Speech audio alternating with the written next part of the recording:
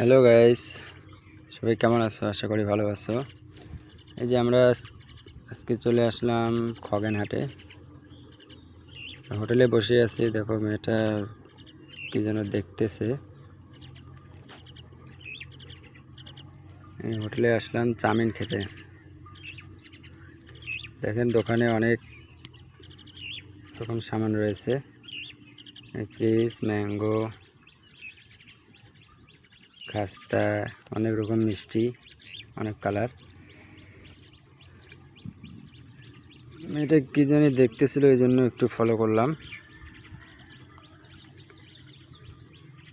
এই খগেনহাটের আশেপাশে মেয়েটার বাড়ি। আর একজন বোন চলে আসলো, এই যে আমাকে চাউমিন দিয়ে দিল। এখন চাউমিন খাবো। চাউমিনটা বাম্পার খেতে হয়েছে। পলাশদার দোকান, খগেনহাটের দ্বিতীয় গলিতেই এই দোকানটা পাবেন। এখন আমার খাওয়া হয়ে গেছে, এখন পয়সাটা দিয়ে দিব।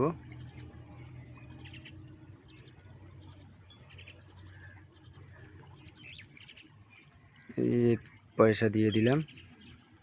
বলতেছে এই পয়সাটা চলবে না, ছেঁড়া আছে। তো আমি পয়সাটা পাল্টাই দিলাম। আচ্ছা ঠিক আছে ভাই। তো দোকান থেকে আমি এখন চলে যাব পানের দোকানে।